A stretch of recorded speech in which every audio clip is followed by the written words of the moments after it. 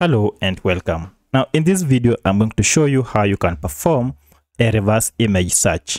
Now you may want to perform a reverse image search if you want to know who first posted the image or if you want to find similar images on the web. Now there are various ways we can use to reverse image search. We can search by images that are online, and we can as well use or search by images that are already on our computer. We can also search images via URL or the address of the image. Now first let's go and search an image online and do a reverse image search. So I'll search for images of puppies. So I'll just key in puppy and then go to images. And from this list, I'll select a puppy. For instance, I'll select this. And to get similar images online, right click on the image and then scroll down to search with Google Lens.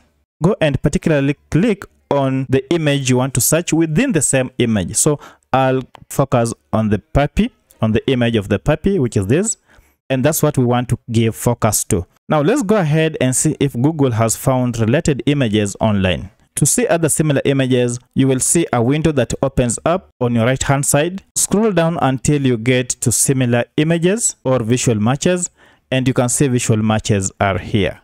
Now from here you can see other images that are similar to this, and you can even open to see more. And here are other similar options of the same puppy or the same breed. So that's the first method you can use to perform a reverse image search. Another method we can use to search our images is uploading the image that we have. And for this, we need first to go to a website called images.google.com, and we shall get to this website. Now what you need to do here is to click on this search by image option, and we shall have an option either to paste the link of the image here or to drag and drop our image file here. So I already have the file, so I'll go ahead, select it and then drop it here. Immediately I dropped the image, Google went ahead and searched for similar images, and you can see them here. Here are similar images on the web. Another method we can use to search our images, we shall use the image address. Now for this case, first select the image or tap on the image to open it, and then right click on it, and from here click on copy link address, and the link has been copied. Next we want to go to images.google.com.